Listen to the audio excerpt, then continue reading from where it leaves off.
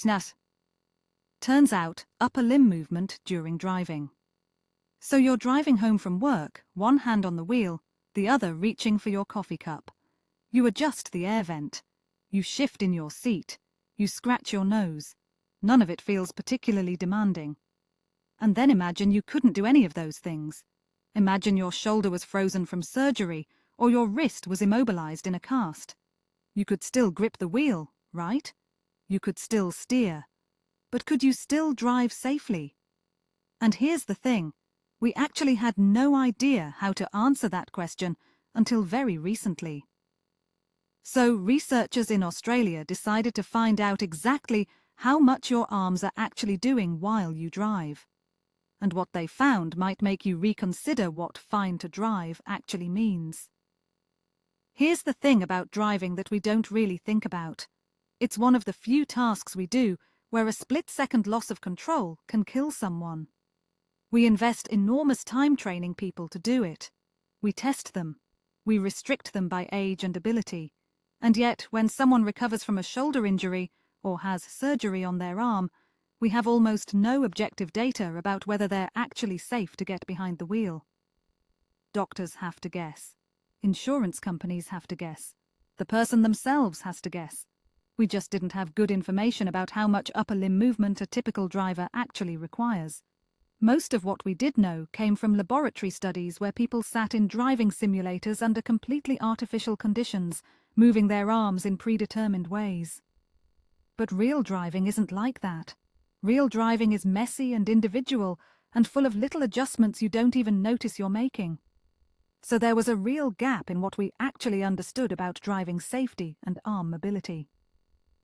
This work came from researchers at the University of Queensland in Australia, with additional contributors from Queensland University of Technology and the University of the Sunshine Coast.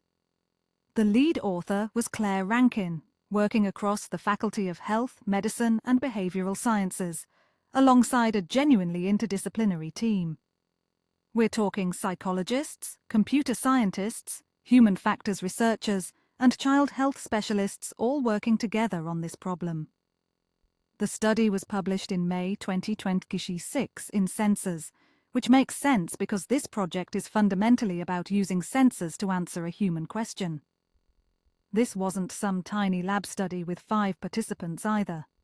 They recruited 89 young adults and followed them for 2 weeks straight. Here's how they did it. 99 participants, let's say 89 actually completed it, wore accelerometers on their wrists. These are tiny sensors that measure movement in 3 dimensions. Think of them like motion capture, but instead of Hollywood actors in grey suits jumping around a stage, these are real people going about their actual lives, driving their actual cars, for actual weeks.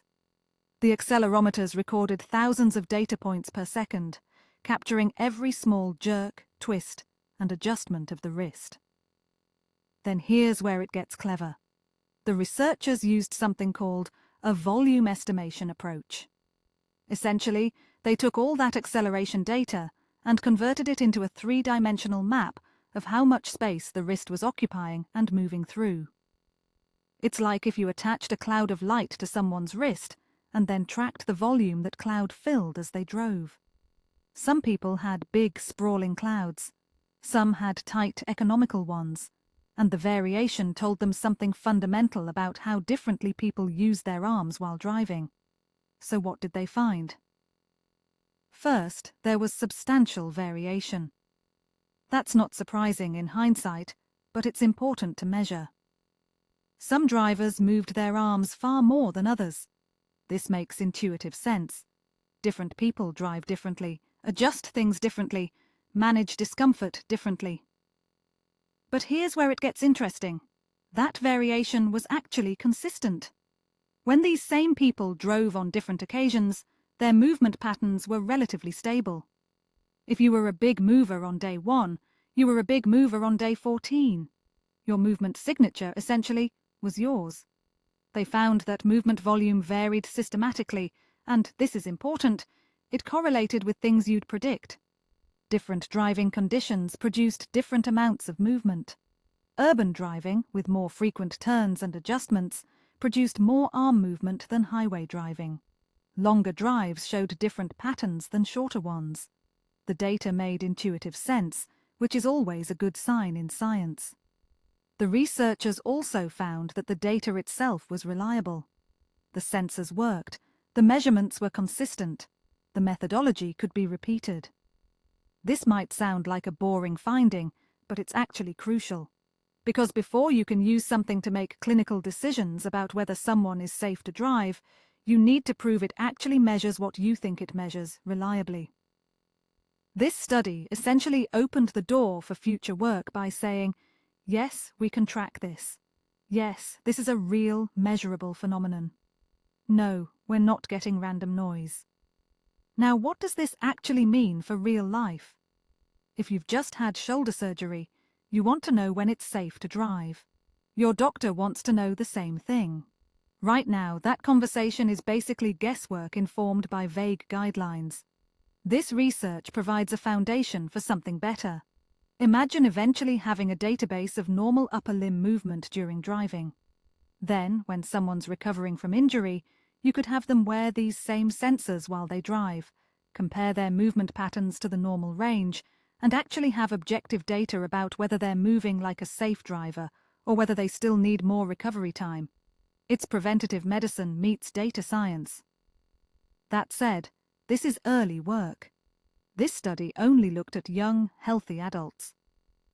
We don't yet know if 25-year-olds move their arms the same way as 65-year-olds. We don't know about people with existing disabilities or pre-existing conditions. We don't actually know yet how much arm movement is minimally required versus how much is optimal. The study measured what is, not what needs to be. This research sits at the intersection of several fields that are increasingly colliding. There's the clinical side, doctors and therapists wanting better ways to assess driving capacity. There's the biomechanics side, studying how humans actually move in real conditions.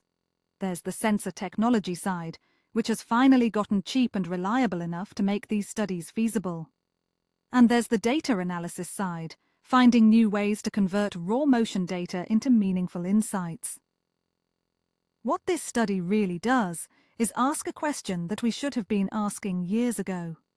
How much do you actually move when you drive, and does that matter for safety? The next logical steps are obvious. You need larger studies with more diverse age groups.